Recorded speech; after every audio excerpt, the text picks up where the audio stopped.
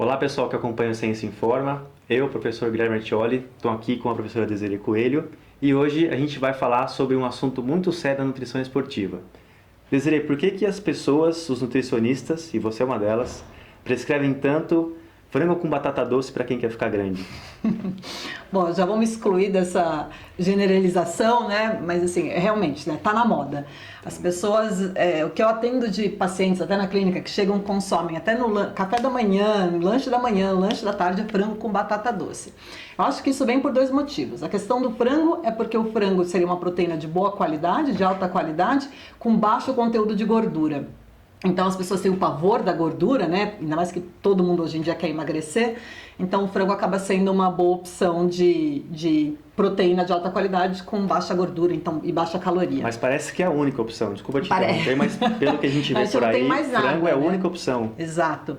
E sendo que a gente sabe que peixe é tão bom quanto carne de porco, dependendo do corte, né? É muito interessante também. E por que não alguns cortes até de carne vermelha? A questão da batata doce, aí a gente tem que explicar um pouquinho algumas questões do carboidrato. As pessoas utilizam tanto a batata doce porque a batata doce ela teria um baixo índice glicêmico. O que isso significa? Que o carboidrato presente nela, ele estaria disponível para o corpo de uma maneira bem lenta.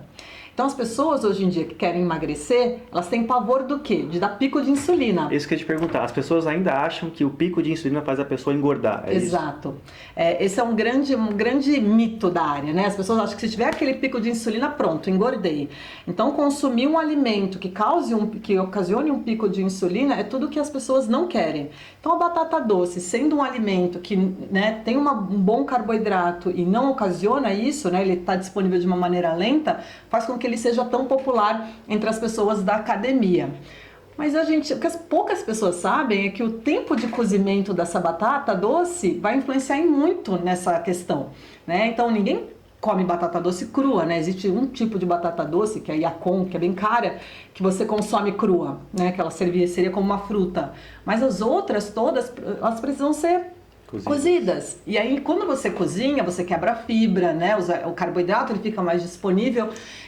Então, essa velocidade de aparecimento desse carboidrato na circulação, ele aumenta também. Não é tão lento assim. Não, inclusive tem estudo mostrando que batata doce cozida sem casca, né? Se a pessoa, aqui no Brasil a gente tem a mania de tirar casca, ela tem alto índice glicêmico, ou seja, ocasionaria aquele pico de insulina. E mesmo assim essas pessoas não engordam, né? É mesmo assim. Então vai ver que a insulina não engorda como as pessoas imaginam que engorde.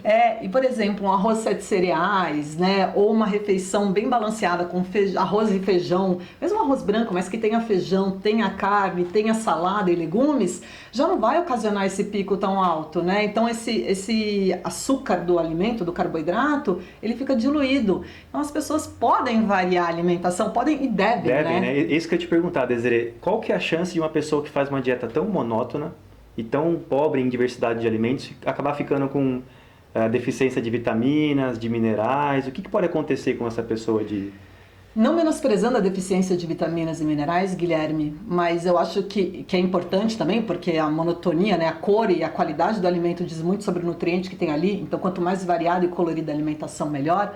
Mas uma questão que eu acho muito importante a gente pensar é que a pessoa, quando ela fica tendo uma alimentação tão restrita, a chance dela ter um episódio compulsivo depois é muito grande, né? Então a gente pensar não só, né, no que está comendo, na qualidade do que está comendo, né, mas no comportamento alimentar como um todo. Isso é muito preocupante. Eu já atendi alguns pacientes que quando eu passava um arroz com feijão na hora do almoço no lugar do frango com a batata doce, era uma sensação de medo, né? Falava, essa nutricionista está querendo me engordar, mas também ao mesmo tempo, quando via que o resultado era mantido ou até melhorado, e a pessoa tinha mais prazer na alimentação, ela se sentia muito aliviada.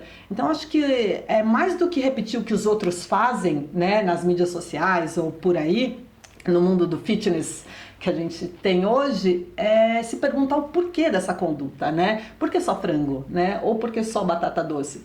Apenas porque batata doce socialmente é uma questão complicada, né? Porque muitas vezes as pessoas são convidadas para festas onde elas são oferecidas comidas e elas levam a marmita Exato. e não comem a comida que é oferecida. Uma situação até um pouco estranha, né?